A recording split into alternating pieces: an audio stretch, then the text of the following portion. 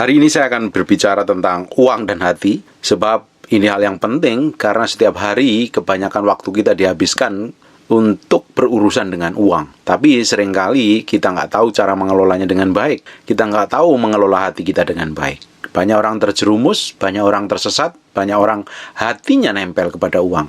Saya berdoa Bapak Ibu dan saudara-saudara yang terkasih, hati kita tidak nempel kepada uang, hati kita nempelnya kepada Tuhan. Uang memang sanggup menguasai seseorang menjadi jahat, menjadi jauh dengan Tuhan. Tapi dengan uang, seseorang juga bisa melakukan segala sesuatu untuk pekerjaan Tuhan.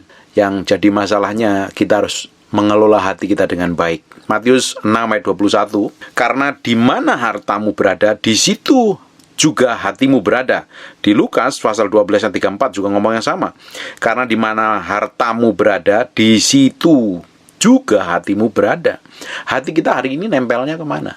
Tapi berapa banyak waktu yang kita habiskan setiap hari untuk ngurusin uang, mencari uang, bergelut setiap hari hanya untuk mendapatkan uang. Kita bisa bekerja dengan rajin, kita bisa bekerja dengan tekun, kita bisa kerja dengan keras. Di sisi lain kita juga bisa melayani Tuhan. Hati kita tidak nempel kepada uang.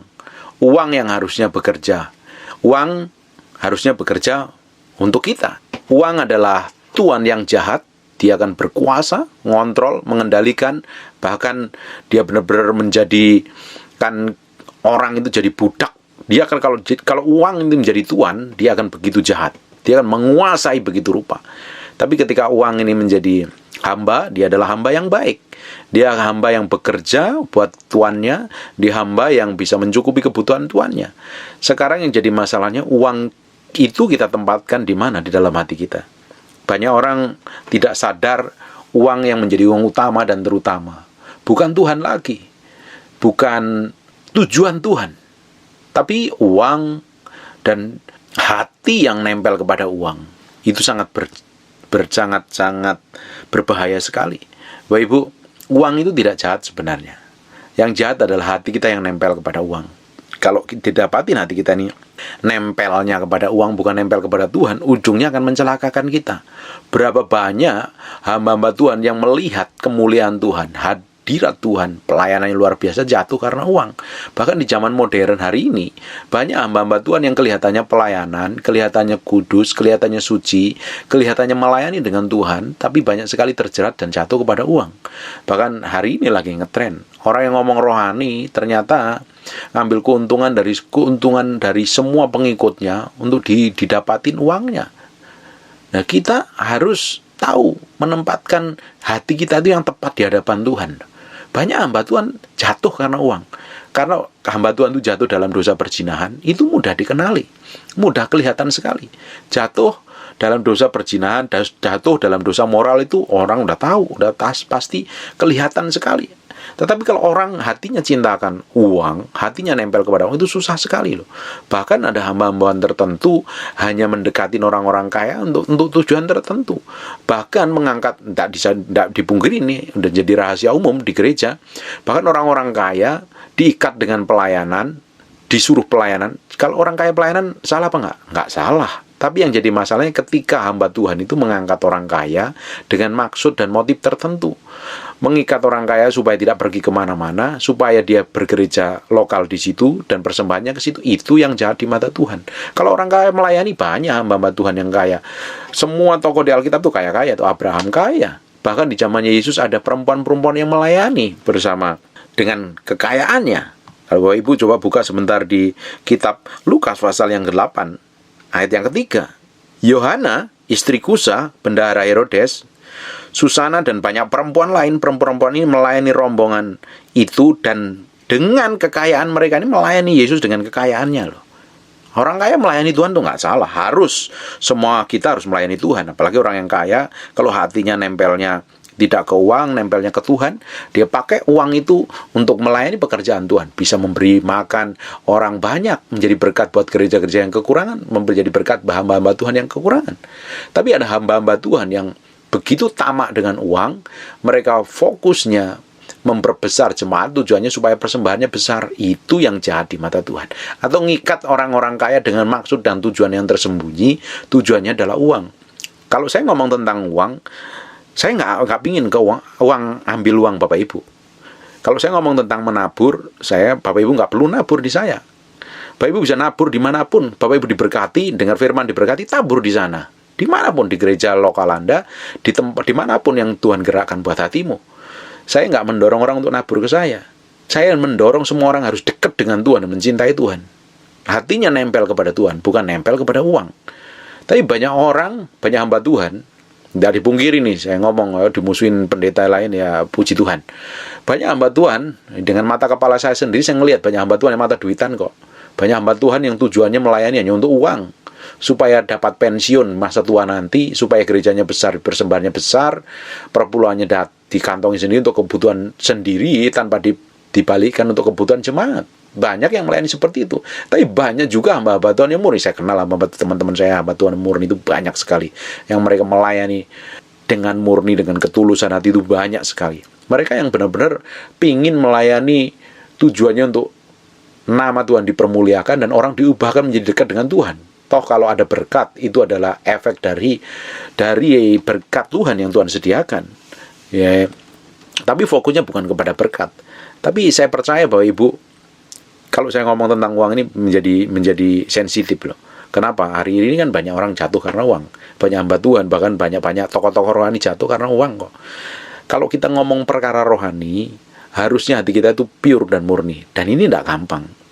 Diperlukan proses dan peremukan kok. Seseorang yang hatinya murni, tulus melayani, dia memiliki kemurnian hati. Bukan maksud tertentu kalau dekat sama orang kaya, tujuannya itu diberkati. Itu salah. Saya berdoa untuk hamba Tuhan, semua hamba Tuhan, jangan minta belas kasihan orang kaya untuk mereka memberkati. Kita ini hamba Tuhan, yang gaji kita itu Tuhan. Saya tahu persis, saya bertahun-tahun pelayanan tidak pernah ngambil persembahan. Diundang pelayanan juga kadang saya ngambil persembahannya. Dan saya tahu persis, Tuhan jagain, Tuhan proteksi, Tuhan cukupi sampai hari ini. Dan saya percaya karena saya ini hamba Tuhan. Saya ngomong kebenaran bebas, merdeka. Orang tersinggung ya puji Tuhan. Orang menerima puji Tuhan. Orang sakit hati dengan apa saya sampaikan karena menolak kebenaran, ya terserah, itu keputusan. Tapi saya bebas menyampaikan firman Tuhan, tidak ada tedeng aling-aling, belak-belakan. Dan saya mau jaga kemurnian hati saya ini. Puji Tuhan saya memiliki istri yang tahu persis ini. Kita ini diproses masalah keuangan ini bukan hal yang gampang. Saya dengan istri diproses selama 4 tahun tuh luar biasa masalah keuangan. Kita dari punya uang, kita biasa liburan, kita bisa pakai mobil bagus, tinggal tempat enak segala macam, liburan di hotel yang bagus. Tiba-tiba kami benar-benar ngalami secara keuangan kan bawa belur. Dan kita benar-benar diproses Tuhan, dibentuk Tuhan. Itu menjadikan saya dengan istri saya semakin hari semakin murni untuk masalah keuangan. Dan sampai hari ini saya ini percaya, karena saya ini melayani Tuhan. Saya cinta Tuhan, saya mengasihi Tuhan. Tuhan adalah sebagai Tuhan yang saya layani siang dan malam. Tuhan cukupin kebutuhan kami. Cukupin sampai hari ini. Bahkan kami bisa memberi makan, bisa memberkati orang lain, bisa memberi makan orang lain, menjadi berkat bagi banyak orang lain. Cita-cita saya suatu hari saya akan memberi makan sebuah kota. Dan itu menjadi tujuan suatu hari Tuhan berkati kami berdua, kami bisa memberikan makan sebuah kota. Doakan saja. Dan saya jagain hati kami berdua ini begitu rupa.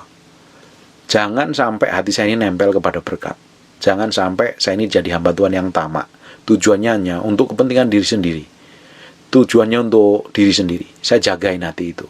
Karena percuma toh. Saya ini bisa khotbah. Bapak Ibu dengerin khotbah di YouTube saya kan banyak sekali toh. Ngomongnya ketus-ketus lagi. Saya bisa ngomong firman Tuhan, pelayanan, ngonselingin orang, nengkeng setan, doain orang sakit dan lain sebagainya lah, penginjilan atau apapun juga lah. Tapi kan akan menjadi percuma kalau suatu hari didapatin hati saya tidak benar di hadapan Tuhan dan ujungnya ditolak Tuhan. Buat apa? Kan ada gunanya. Tujuan akhirnya kan saya ingin didapatin berkenan. Makanya saya jagain hati saya. Saya berdoa Bapak Ibu juga jagain hati Bapak Ibu begitu rupa loh. Tapi banyak orang kalau ngomong tentang persembahan itu dikiranya pendeta yang ngomong itu pingin duitmu. Tidak butuh duitmu. Kita ini hamba Tuhan, digaji Tuhan. Kalau saya ngomong tentang uang, biar hatimu nggak nempel kepada uang. Saya kan juga ngambil persembahanmu kalau saya ngomong tentang uang. Merdeka, bebas. Bapak Ibu bisa digerakkan Tuhan menabur kemana saja kok. Dan kalau hati kita nggak nempel ke uang, hati kita itu merdeka. Kita tuh bisa menjadi orang yang murah hati itu.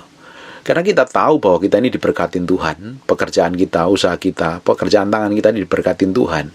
Tujuannya berkat itu bukan untuk diri kita sendiri, ada bagian untuk orang lain. Bagian Tuhan, ada bagian untuk kerajaan, pekerjaan kerajaan Allah di muka bumi ini. Tuhan itu nggak butuh duit. Langit dan bumi miliknya Dia kok.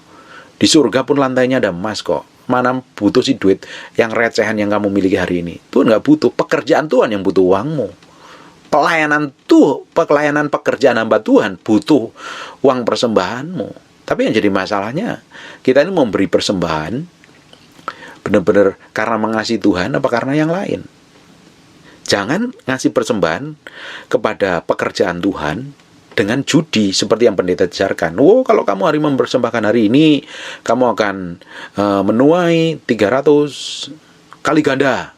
Atau 30 kali ganda, 60, 100 kali ganda. Mana bisa? Orang namanya juga menabur. Bapak Ibu mesti belajar sama petani. Tidak ada petani yang tahu persis hasil akhir panennya itu berapa total. Yang nggak ada yang tahu persis. Dia setia menunggu. Bagian dia apa? Nabur. Merawat dengan baik. Apa yang benih yang pernah dia tabur. Dia rawat dengan baik. Kalau perlu didoakan terus. Diurusi dengan baik. Ujungnya panen hasil taburan benihnya yang di sawah, di ladang, diurusin dengan baik, ujungnya dia akan menuai yang baik. Tidak ada yang tahu pasti berapa hasil taburan di ujung terakhirnya itu berapa. Tapi kalau ada pendeta ngomong, kamu akan menuai segini, bohong. Saya pastikan pendeta itu bohong. Karena orang nabur tidak akan tahu ujungnya itu menuai berapa. Tapi yang jelas, hukum Tuhan, barang siapa menabur, dia akan menuai. Tergantung benihnya, kualitas benihnya apa. Nah, ini kita mesti pahami dulu, Bapak Ibu. Hati kita, kalau kita ini mencintai Tuhan dan mengasihi Tuhan, seringkali Tuhan tes hati kita itu dengan bagaimana cara kita memberi persembahan. Bagaimana kita menabur ke tempat orang-orang susah, anak-anak yatim piatu pada janda-janda, orang yang berkekurangan, hamba-hamba Tuhan yang kekurangan. Kita itu dites. Benar nggak kita ini benar-benar mencintai Tuhan, atau hanya sekedar mencintai Tuhan tapi tak pernah memberi. Saya ini sangat mencintai pasangan saya, istri saya cintai banget. Saya ingin berikan yang terbaik. Saya akan belikan tas yang mahal-mahal. Saya belikan sepatu yang mahal. Saya beliin sepatu sampai berapa pasang itu, sepatunya mahal banget, sepatu kulit, real kulit, dan bagus, mahal. Saya beliin barang yang bagus. Karena saya cinta, bukti cinta saya dengan istri saya berikan yang terbaik buat dia. Saya berikan barang yang bagus buat dia. Saya berikan tempat tinggal yang bagus. Saya ingin lakukan yang terbaik buat istri saya karena saya mencintai dia. Sungguh ekspresi dari cinta saya berikan yang terbaik. Sama, hati kita ini kalau sungguh cinta sama Tuhan, benar nggak kita ini beri yang terbaik sama Tuhan? Mau uangmu, mau waktumu, mau hidupmu, kamu berikan yang terbaik sama Tuhan, betul nggak? Jangan-jangan diberikan sisa-sisinya. Doa aja kalau udah capek, atau doa kepada Tuhan kalau udah mengalami masalah, udah kusut rupanya, mau rambut kusut, muka kusut, udah datang kepada Tuhan. Apa benar kita yang mencintai Tuhan kalau kita berikan waktu yang jelek? Karena Tuhan seringkali ngetes hati kita itu dengan uang. Karena apa?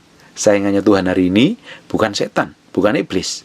Dengan sekali tengking pakai nama Yesus, iblis, setan, dan roh jahat itu kabur loh. Tapi untuk nengking hati kita dari cintakan Tuhan itu nggak bisa. Itu perlu disalibkan. Bagaimana cara menyalibkan hati yang nempel kepada uang? Belajar nabur, belajar memberi, nggak ada solusi yang lain. Jangan menjadi orang yang tamak. Alkitab mengatakan orang yang kikir tidak akan masuk dalam kerajaan surga loh. Kenapa kau bisa kikir? Karena uang menjadi utama dan terutama dalam hidupnya. Makanya dia jadi pelit dan kikir. Bagaimana saya kerja 30 hari, mati-matian kena hujan, kena panas, kebanjiran, diomelin bos, terus saya meski tabur ke orang lain. Nah, mikirnya rugi dan untung. Bapak Ibu, ada hukum Tuhan yang tidak bisa disangkali. Barang siapa nabur, dia akan menuai. Dan kita, jangan sampai hati kita itu nempel benar-benar dengan uang.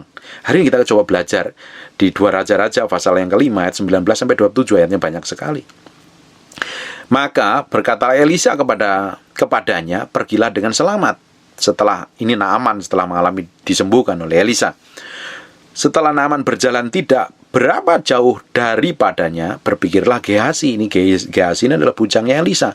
Gehazi ini adalah bujangnya Elisa yang seringkali melihat mujizat, tanda-tanda ajaib. Dan Elisa ini hamba Tuhan yang diurapi Tuhan luar biasa sekali. Penyertaan Tuhannya itu real, bisa dilihat mata, powerful sekali. Tapi Gehazi ini yang nempel sama hamba Tuhan, ini hatinya berbeda. Makanya tidak jadi jaminan kalau engkau dekat hamba Tuhan yang diurapi itu engkau juga berubah. Kalau hatimu nggak berubah, ya engkau jangan ada berubah. Kalau engkau ditumpangin tangan sama pendeta, itu nggak jamin hatimu berubah. Hidupmu ambil keputusan untuk berubah, baru hatimu berubah, baru hidupmu juga berubah. Banyak orang pengen dekat-dekat hamba Tuhan yang diurapin. Wah, dipikir hamba Tuhan itu sakti atau segala macam lah, mendekat sama Tuhan. Tapi kalau engkau sendiri nggak memilih untuk berubah dan bertobat, menjadi percuma saja. Orang dikira itu, banyak orang sekali telepon saya, hubungin saya, pengen konseling dan lain sebagainya, dikirain saya ini hamba Tuhan sakti. Saya ini sama dengan Bapak Ibu. Saya hanya bayar harga lebih dahulu. Saya lebih ngerti dahulu. Saya lebih luangkan lebih banyak waktu lebih dahulu daripada Bapak Ibu. Makanya saya ngerti tentang Tuhan. Bapak Ibu juga bisa lakukan yang sama. Pada titik tertentu ketika memiliki hubungan pribadi dengan Tuhan yang dalam, pengenalan Tuhan yang dalam, pengenalan firman Tuhan yang dalam, Bapak Ibu juga ngerti. Pada titik tertentu nggak butuh hamba Tuhan. Bapak bisa langsung ngerti kebenaran dan ambil keputusan sesuai dengan kebenaran firman Tuhan. Makanya dibutuhkan pertumbuhan rohani. Ini bujang Elisa abdi Allah itu, sesungguhnya Tuanku telah menyegani Naaman orang Aram ini dengan tidak menerima persembahan yang dibawanya demi Tuhan yang hidup. Sesungguhnya aku akan berlari mengejar dia dan menerima sesuatu daripadanya. Ini hatinya Gehazi nempel kepada uang, nempel pada upah. Nih, ini Gehazi berpikir loh ya, berpikir, wah jangan-jangan ini tuanku ini Elisa ini sungkan nih, segan ini. Tahu gak kenapa Elisa menolak persembahannya Naaman? Saya pasti ada alasan tertentu. Nanti suatu hari kita bahas. Ada alasan tertentu kenapa dia tolak. Ada alasannya. Ini hamba Tuhan yang diurapi, tidak mungkin dia ngambil keputusan sembarangan. Dia nggak mungkin sembarangan mau ambil keputusan yang sembrono. Dia tahu persis resikonya, makanya dia nggak ambil persembahan itu. Nah, apa yang dilakukan Gehazi ini? Gehazi ini terlalu tamak. Lalu Gehazi mengejar Naaman dari belakang. Ketika Naaman melihat ada orang berlari-lari mengejarnya, turunlah ia dengan segera dari atas kereta untuk mendapatkan dia dan berkata, "Selamat." Jawabnya, "Selamat. Tuanku Elisa menyuruh aku mengatakan." Ini kan kurang ajar. Ini hamba karena tamak, hatinya pengen upah, itu pakai orang lain untuk kepentingannya sendiri. Bapak Ibu, orang itu kalau tamak bisa pakai nama orang, hancurkan nama orang untuk tujuannya sendiri. Jadi kita mesti jagain hati kita ini, jangan nempelnya ke uang. Kalau orang nempelnya ke uang, dia pingin, nggak peduli orang namanya baik, namanya hancur, yang penting dia untung. Dia pakai nama orang lain untuk menjelekkan. Dan Gehazi pakai namanya Elisa. Tuanku Elisa menyuruh aku mengatakannya. Siapa bilang? Itu kan idemu sendiri. Baru saja datang kepadaku 2 orang muda dari pegunungan Efraim, dari antara rombongan Nabi. Baiklah, berikan kepada mereka setalenta perak atau 2 potong kain. Ini kan, makanya saya bilang, orang itu kalau hatinya tamak dengan uang, dia bisa pakai kebohongan, pakai dusta untuk kepentingannya sendiri. Hati-hati. Lihat no, para koruptor yang ditangkap itu. Ditangkap bisa senyum-senyum, bisa cengar-cengir. Bahkan hari ini kita lihat ya, orang yang ketahuan menipu, ya udah viral di mana-mana, tapi ngomongnya masih manis, sikapnya manis. Karena apa? Ketamakan hati akan uang. Hati kita tidak bisa boleh nempel kepada uang. Hati kita harus nempelnya kepada Tuhan. Memang kita bekerja, saya pun bekerja, saya ngelola usaha, saya dagang dan lain sebagainya untuk mencukupin saya dapat penghasilan. Karena saya nggak mau mengharapkan belas kasihan dari orang lain, saya usaha. Makanya semua hamba Tuhan nggak boleh mengharapkan belas kasihan dari penerimaan orang kaya, orang persembahan segala macam. Hamba Tuhan harus kreatif, nggak boleh males. Pakai hikmat dan pengertianmu. Pakai karunia yang Tuhan berikan kepadamu. Makanya itu mesti belajar. Hamba Tuhan dilarang sekali bodoh. Hamba Tuhan harus kerja. Hamba Tuhan harus bisa menghidupi dirinya sendiri, tidak mengharapkan persembahan. Memang ada hamba Tuhan tertentu yang full time, benar-benar dapat makan dari persembahan, pelayanan dari persembahannya tidak masalah. Tapi hamba Tuhan dilarang keras mengharapkan belas kasihan pemberian dari orang lain. Saya berdoa semua hamba Tuhan itu pintar. Pintar. Orang itu kalau pintar itu gampang. Deal bisnis gampang, buka usaha gampang. Makanya jemaat-jemaat dilarang sekali bodoh, harus pinter. Pinter belajar. Kalau nggak ngerti, belajar sama orang-orang yang lebih pinter. Banyak buku-buku yang ngajarin kita tuh pinter tuh banyak sekali. Makanya perlu belajar terus, jangan berhenti. Kalau berhenti, puas diri ya kalah bersaing dengan orang-orang lain. Saya berdoa Bapak Ibu menjadi orang yang smart. Kalau bekerja di kantor itu lebih di atas rata-rata. Bosmu akan promosi pasti, gajimu akan dinaikkan. Tapi kalau kerjamu males, udah pengetahuannya standar, terus apa lagi itu? Cara bergaulnya jelek, cara ngomongnya jelek, nggak punya skill, ya gimana mau dipromosi, gimana mau diberkati? Makanya harus mengembangkan diri. Saya ini orang yang senang belajar, saya belajar terus setiap hari. Saya punya buku-buku yang banyak sekali. Buku-buku orang hamba Tuhan yang diurapi, yang udah berhasil di bidangnya, saya belajar, saya beli buku mereka. Saya punya buku ratusan. Saya belajar, terus saya belajar sampai hari ini. Bapak Ibu juga harus lakukan yang sama. Bapak Ibu harus belajar terus, kembangkan diri. Kalau enggak, nanti akan ketinggalan. Kalau Bapak Ibu ingin dipromosi di kantor, ya jangan males datang ke kantor. Orang masuk jam 8, ya kamu datangnya setengah 9. Pulang jam 5 ke pulang setengah 5, terus pengen dipromosi, ya dari Hong Kong kamu dipromosi. Makanya harus belajar melakukan yang lebih. Lakukan yang lebih di atas rata-rata. Nanti atasanmu, pimpinanmu, bosmu akan lihat. Otomatis lihat kesetiaanmu, ngelihat tanggung jawabmu, pasti dipromosi. Gampang sekali. Orang lain mau kerjasama juga mudah sekali. Ngelihat tanggung jawab kita, ngelihat cara kerja kita. Nanti kalau orang yang tamak, dia fokusnya pada diri sendiri. Dia nggak peduli dengan orang lain. Bahkan jadi karyawanmu, jadi karyawan yang egois loh. Oh, masuk jam 8 lebih 5 baru nyampe. Pulang jam 5 tet pulang. Enggak pada tanggung jawabnya. Terus pingin diberkati, pingin dipromosi, tunggu dulu. Ada beberapa hal yang harus kita rubah. Jangan menjadi orang yang tamak fokus pada diri sendiri. Kita harus fokus kepada tujuan Tuhan. Kalau kita ini ngerti tujuan Tuhan dalam hidup kita ya, kita itu menjadi orang yang nggak sembarangan dan sembrono. Kita tahu persis tujuan hidup kita untuk apa di hadapan Tuhan. Karena suatu hari kita akan bertanggung jawab. Tapi Gehazi ini beda. Pakai alasan segala macam untuk upah. Naaman mendesak dia. Naaman ngomong begini nih. Naaman berkata, silakan ambillah 2 talenta. Naaman mendesak dia dan membungkus 2 talenta perak dalam 2 pundi-pundi dan 2 potong pakaian. Lalu memberikannya kepada 2 bujangnya. Mereka ini mengangkut semuanya di depan Gehazi. Setelah mereka sampai ke bukit, disambutlah dia tangan mereka, disimpanlah di rumah dan disuruhnya kedua orang itu pergi. Maka pergilah mereka. Baru saja Gehazi masuk, tampil di depan tuannya, depan Elisa. Berkatalah Elisa kepadanya, dari mana Gehazi? Jawabnya, hambamu ini tidak pergi kemana. Kan bohong. Kan kamu udah temuin Naaman. Tapi karena kamu pingin upah, kamu bohong. Hati-hati kalau orang suka bohong. Jangan bikin deal bisnis sama orang penipu, suka bohong. Kalau orang sudah bohong masalah, nggak ada kejujuran, jangan dipakai. Kalau kamu pilih bos-bos yang punya karyawan, kalau karyawannya nggak jujur sekali, udah jangan dipakai nih. Dicek terus, dites 1, 2, 3. Kalau nggak, jangan dipakai, ini bahaya. Ini orang ujungnya akan merugikan saja. Buat apa? Kalau orang nggak jujur, diperingati sekali, 2 kali, 3 kali nggak bertobat, dan dia masih memilih kelakuan, udah pakai karyawan yang lain supaya bisnismu berjalan dengan baik, usahamu berjalan dengan baik. Tapi kalau hamba Tuhan kan nggak bisa.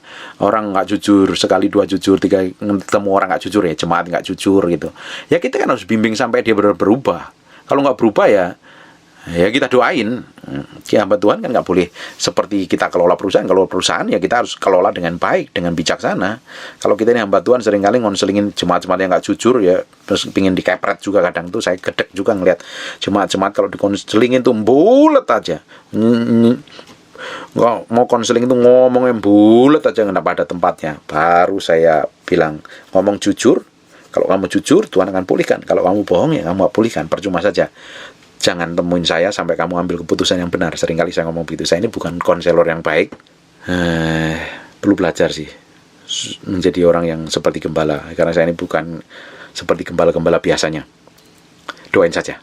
Jawabnya, hambamu ini tidak pergi kemana-mana. Tetapi kata Elisa kepadanya, bukankah hatiku ikut pergi ketika orang itu turun dari atas keretanya? Elisa itu luar biasa loh. Dia itu tajam sekali, memiliki ketajaman secara rohani. Makanya Bapak Ibu kalau dengerin khotbah pendeta yang memiliki ketajaman rohani, Bapak Ibu kan makan secara rohani. apalagi melayani mereka, memberkati mereka, pasti diberkatin sekali. Ini Gehazi ini luar biasa, konyolnya. Tapi punya Tuhan, hamba Tuhan yang diurapi, dia tidak sadar. Bukankah hatiku ikut pergi ketika orang itu turun dari atas keretanya mendapatkan engkau? Maka sekarang engkau telah menerima perak, dengan itu dapat memperoleh kebun-kebun zaitun, kebun anggur, kambing domba, lembu sapi, budak laki-laki dan budak perempuan. Perhatikan baik-baik. Tetapi penyakit kusta Naaman akan melekat kepadamu dan kepada anak cucumu untuk selama-lamanya.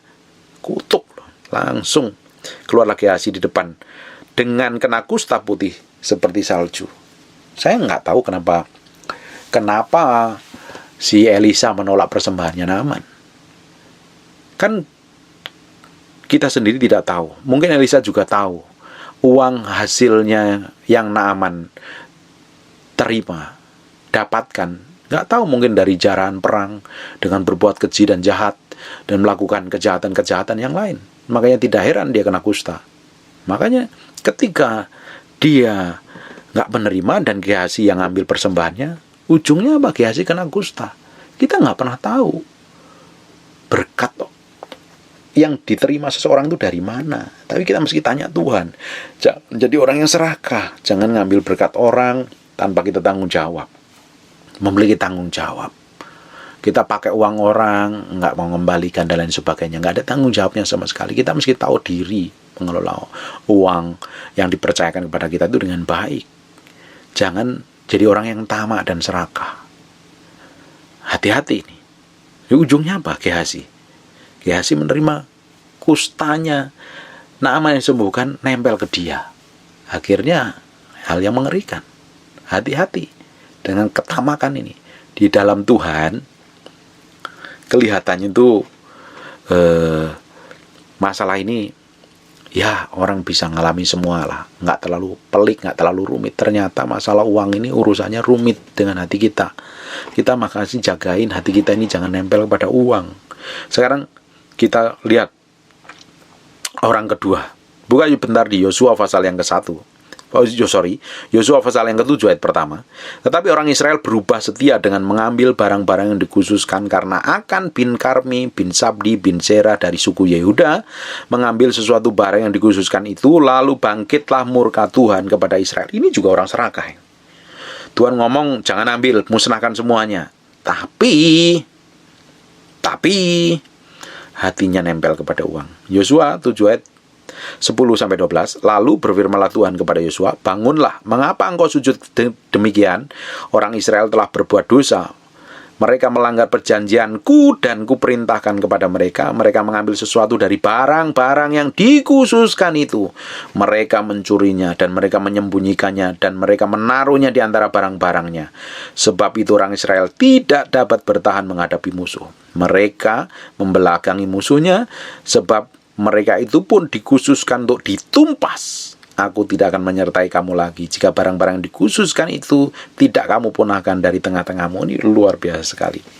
Karena ketamakan seseorang, banyak yang jadi korbannya. Coba perhatikan Yosua 7 ayat 20-21. Lalu Akan menjawab Yosua, katanya, benar, akulah yang berbuat dosa terhadap Tuhan, Allah Israel. Sebab beginilah perbuatanku. Aku melihat di antara barang-barang jarahan itu jubah yang indah, buatan Sinear, dan 200 sikal perak uang lagi, dan sebatang emas yang 50 sikal beratnya. Aku mengingininya, maka aku ambil semua. Itu disembunyikan di dalam kemahku, di dalam tanah, dan perak itu di bawah sekali. Hati kita ketika kita nempel sama uang, itu membutakan segala sesuatu. Orang yang hatinya nempel kepada uang, hatinya buta, nggak memiliki kepekaan lagi dengan Tuhan, tumpul, bahkan nggak punya empati terhadap orang lain. Orang lain mati gara-gara dosanya, akan banyak yang dimusnahkan Tuhan. Nggak peduli loh. Makanya orang itu kalau hatinya tamak dengan uang, jahat di mata Tuhan, jahat sekali. Coba cek masing-masing. Hatimu itu benar-benar tulus murni di hadapan Tuhan atau enggak, atau tamak. Sebenarnya Bisa terlihat bagaimana kita ini mempedulikan orang-orang di sekitar kita kok. Bagaimana kita diberkati ini uangnya untuk kita sendiri atau kita bagi buat orang-orang yang membutuhkan. Ketahuan persis kok. Apalagi bagaimana cara kita memberikan persembahan. Bapak Ibu, ketika kita memberikan persembahan ke gereja, ya, udahlah terlepas dari banyak skandal pendeta yang mata duitan di gereja, itu urusan lain. Tapi ketika kita memberikan persembahan ke dalam gereja, coba dicek, kita mempersembahkan dengan tulus dan murni atau hanya karena asal-asalan, atau kita sekedarnya seperti orang memberi sedekah, atau kita benar-benar real menabur untuk pekerjaan Tuhan, atau memberikan persembahan yang terbaik buat Tuhan. Bagian kita adalah memberikan persembahan. Ada hukum yang tidak bisa dilewatkan, tidak bisa disangkali, adalah hukum tabur tuai. Barang siapa penabur pasti menuai kok. Pasti menuai. Apa yang Bapak Ibu taburkan itu pasti menuai. Mau hal baik atau mau hal buruk itu pasti Bapak Ibu menuai. Kalau Bapak Ibu menabur uang pasti tuai kok. Coba cek nih, hati kita nempelnya kemana? Bener nggak? Ke Tuhan atau ke uang? Makanya banyak orang, kalau pendeta yang ngomong tentang itu, alergi itu banyak sekali ya. Kalau saya ngomong tentang uang kan saya nggak ambil persembahan, saya ulang-ulangi, nggak ambil persembahan Bapak Ibu. Bapak Ibu bisa tabur persembahan itu kemana saja kok. Kemana Tuhan gerakkan. Mau kasih ke gereja, oke. Mau kasih yatim piatu, ke orang miskin. Kamu nabur kan nggak harus uang. Kalau ada uang, ya tabur uang. Ada tenaga, nggak ada uang, tabur tenagamu, pemikiranmu. Tabur apapun juga yang kamu miliki. Ketika Bapak Ibu nabur, Bapak Ibu pasti nuai. Pasti menuai apapun itu. Nggak usah khawatir. Nah, cara untuk menghancurkan cinta akan uang adalah dengan menabur buat kerajaan Allah. Nggak ada solusi lain. Nabur untuk orang-orang miskin, nabur untuk orang-orang susah. Kalau Bapak Ibu tamak dan kikir, simple. Cara menghancurkan ketamaan dan kikirmu adalah tabur.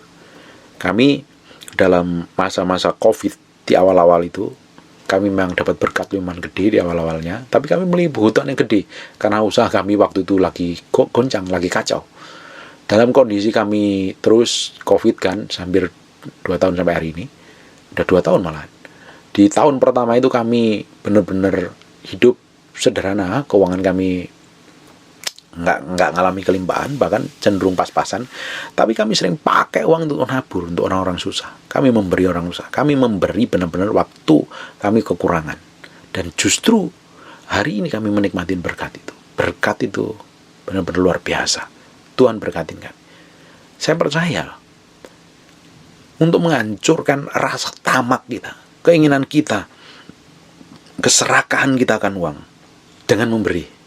Di mana Tuhan gerakkan Bapak Ibu? Beri, tabur. Pada titik tertentu, kalau kita ini menjadi orang yang tamak dan jahat untuk kepentingan sendiri, kita ngelihat dari 2 orang ini aja, ditolak Tuhan dan matinya mengerikan.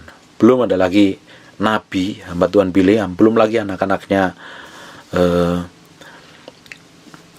Imam Eli, belum lagi Ananias dan Safira, belum lagi tentang Yudas. Semua karena ketamakan akan uang, ujungnya hancur di hadapan Tuhan.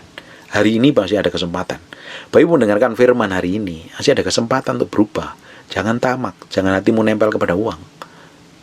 Jangan nempel kepada uang. Dari semua berkat yang Tuhan berikan kepadamu, ada tujuan Tuhan. Ada yang harus ditabur untuk pekerjaan. Dan taburanmu itu akan menuai hasil. Engkau sendiri akan memanennya. Nggak harus ditabur di gereja. Di mana Tuhan gerakkan hatimu, di mana Tuhan gerakkan hatimu, tabur. Saya hari ini nggak ngomong persepuluhan ya. Tuhan bisa gerakkan kamu memberi untuk orang-orang miskin, orang-orang janda-janda, yatim piatu, panti asuhan, panti jompo, hamba Tuhan yang kekurangan, atau hamba Tuhan di mana engkau terima firman dan diberkati, kamu bisa tabur. Nggak masalah. Kemana Tuhan gerakkan? Karena tujuan Tuhan berkatin kita sebenarnya bukan untuk diri kita sendiri, ada bagian untuk orang lain. Memang kita supaya hidup berkecukupan dan kita menjadi berkat bagi orang lain. Tujuan Tuhan berikan berkat kepada kita, 1, supaya kita bisa menjadi berkat untuk kemuliaan namanya. Kita ngelihat, ini tokoh-tokoh yang tertulis dalam kitab hancur hidupnya karena ketamakan, keserakahan, egois, kepentingan diri sendiri. Tapi kita ngelihat beberapa orang yang hidupnya powerful dan luar biasa nih di hadapan Tuhan. 1 Raja-Raja pasal yang ke-17 ayat 10-16. Sesudah itu ia bersiap lalu pergi ke Sarfat. Setelah ia sampai ke pintu gerbang kota itu, tampaklah di sana seorang janda sedang mengumpulkan kayu api. Ia berseru kepada perempuan itu, katanya, "Cobalah ambil bagiku sedikit air dalam kendi, supaya aku minum." Ketika perempuan itu pergi mengambilnya, ia bersuruh lagi, "Cobalah ambil juga bagiku sepotong roti." Tapi perempuan ini ngomong begini. Perempuan itu menjawab, "Demi Tuhan Allahmu yang hidup, sesungguhnya tidak ada roti padaku sedikit pun, kecuali segenggam tepung dalam tempayan dan sedikit minyak dalam buli-buli. Dan sekarang aku sedang mengumpulkan 2-3 potong kayu api, kemudian aku mau pulang dan mengolahnya bagiku dan bagi anakku. Dan setelah kami memakannya, kami akan mati, karena itu lagi kelaparan. Ini hanya satu-satunya dimiliki segenggam tepung dan minyak. Masa baru makan mati?" Tetapi Elia ngomong begini nih. Tetapi Elia berkata kepadanya, "Jangan takut, pulanglah, buatlah seperti yang kau katakan. Tetapi buatlah lebih dahulu bagiku sepotong roti bundar kecil daripadanya, dan bawalah kepadaku, kemudian barulah kau buat bagimu dan bagi anakmu. Sebab beginilah firman Tuhan Allah Israel, tepung dalam tempayan itu tidak akan habis, dan minyak dalam buli-buli pun tidak akan berkurang, sampai pada waktu Tuhan memberi hujan ke atas muka bumi." Lalu pergilah perempuan itu dan berbuat seperti yang dikatakan Elia. Maka perempuan itu dan dia serta anak perempuan itu mendapat makan beberapa waktu lamanya. Tepung dalam tempayan tidak habis, dan minyak dalam buli-buli tidak berkurang seperti firman Tuhan yang perantara Elia. Ini powerful sekali loh. Ini respon hatinya benar. Ketika dia hanya dapat tepung dan minyak, nanti ini aku masak, setelah aku masak aku akan mati dan anakku mati. Tapi dia berikan yang terbaik dulu. Dia kasih hambanya persembahan yang terbaik. Ujungnya apa? Bikin breakthrough. Ini orang yang gak tamak. Ini orang yang tahu persis. Dia belajar memberikan yang terbaik. Apalagi untuk hamba Tuhan, dia berikan yang terbaik. Dalam tanda kutip ya. Ini saya ngomong hamba Tuhan ini tidak harus diberikan kepada hamba Tuhan. Bapak Ibu digerakkan kepada siapapun juga. Jangan pandang semua hamba Tuhan itu tamak. Ada banyak hamba Tuhan yang murni.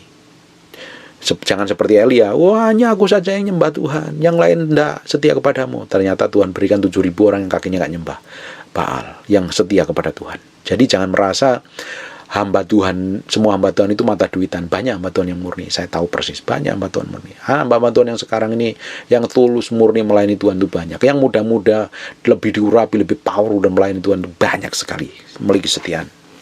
Dan kalau kita ini belajar memberikan yang terbaik dulu untuk Tuhan, Tuhan itu pasti pelihara. Tuhan pasti pelihara. Kita lihat nih, contoh lain lagi. Ini ada seorang jandanya Nabi. Di 2 Raja-Raja pasal yang keempat, ayat 1-2. Salah seorang dari istri para nabi mengadukan halnya kepada Elisa, sambil berseru, "Hambamu, suamiku sudah mati, dan engkau ini tahu bahwa hambamu itu takut akan Tuhan." Ini suaminya Nabi, dan sudah meninggal, dan hidupnya takut akan Tuhan. Meninggalkan istri dan anaknya yang meninggalkan hutang. Tapi sekarang penagih hutang sudah datang untuk mengambil kedua orang anakku menjadi budaknya. Jawab Elisa kepadanya, "Apa yang dapat ku berbuat bagimu?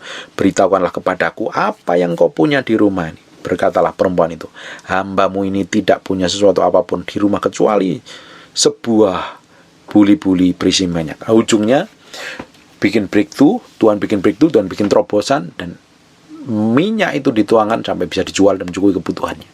Ini karena ada seorang yang dulunya suaminya yang hidup takut akan Tuhan. Orang yang hidup takut akan Tuhan, anak cucunya dipelihara, diberkatin. Tapi orang yang tamak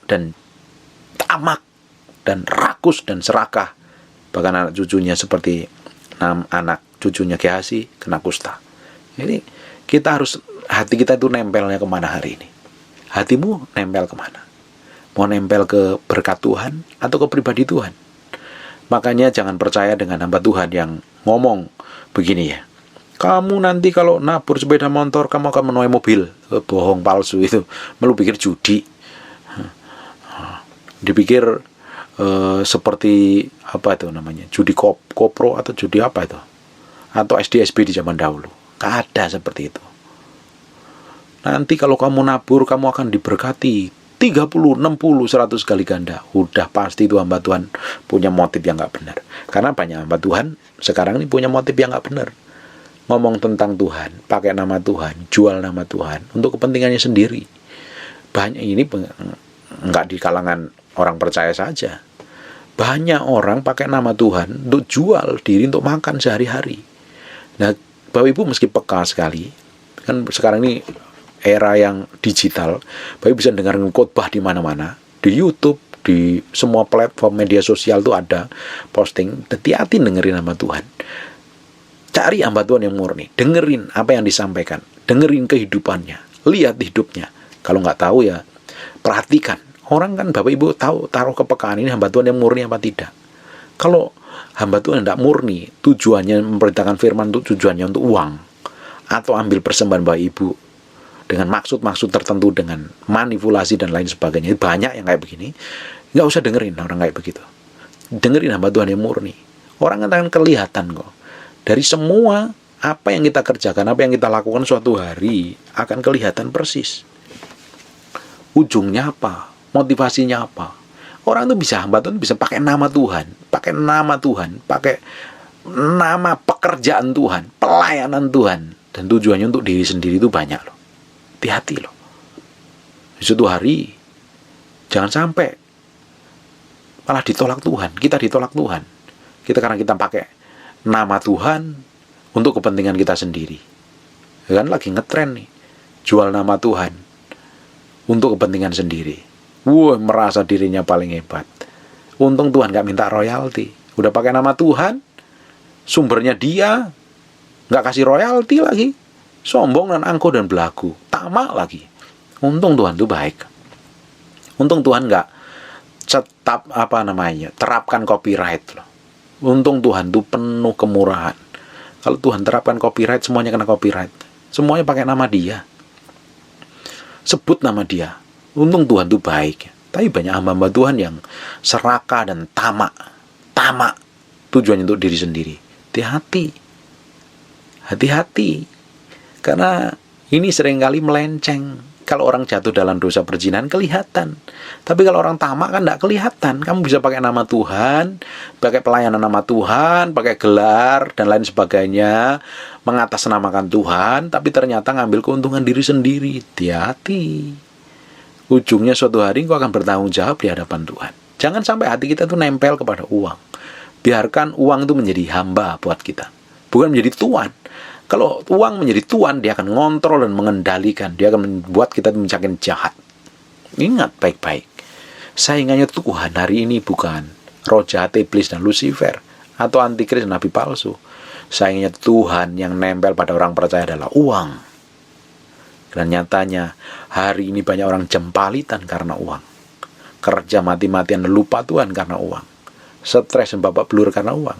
Padahal Tuhan sediakan berkat buat kita. Dengerin baik-baik.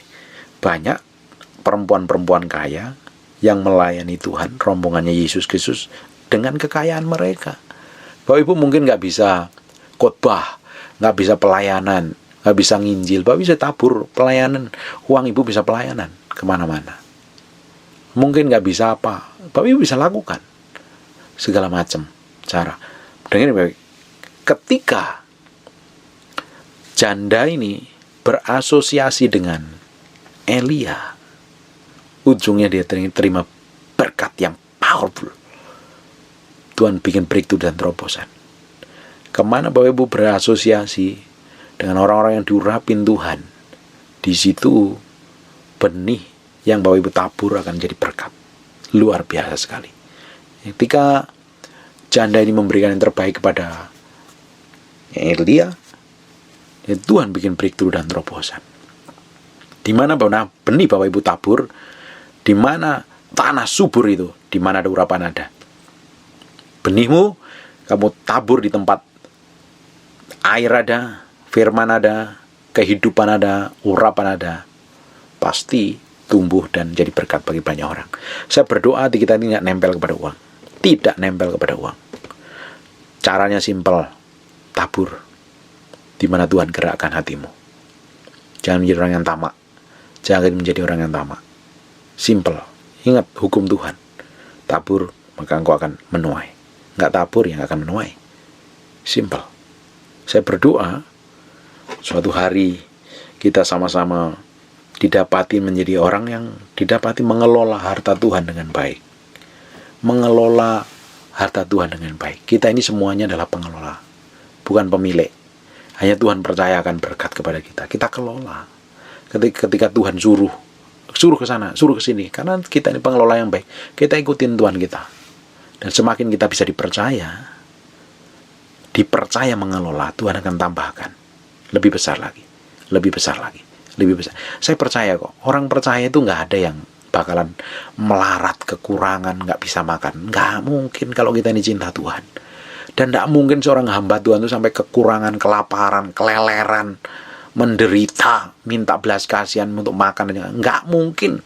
Orang melayani Tuhan, kita ini melayani Tuhan yang hidup kok. Makanya Tuhan sampai ngomong kan, kamu tuh nggak perlu khawatir, burung di udara Tuhan pelihara. Ngapain kamu khawatir dengan apa yang kamu makan, apa yang kamu pakai? Nggak usah khawatir. Tapi orang khawatir itu karena apa? Karena yang difokuskan adalah pikiran yang jasmani. Kita ini adalah manusia rohani. Dengerin baik-baik ya. Kita adalah manusia rohani yang punya jiwa, punya pikiran, kemauan, dan kehendak yang tinggal pada tubuh ini. Sebenarnya real manusia kita adalah rohani. Ketika kita ini mengejar perkara rohani, Alkitab kan ngomong, cari dahulu dan kerajaan Allah dan kebenarannya. Cari dahulu kerajaan Allah, maka semuanya akan ditambahkan kepadamu. Bukan cari penambahannya dulu. Yang pertama dicari adalah kerajaan Allah dan kebenarannya dahulu.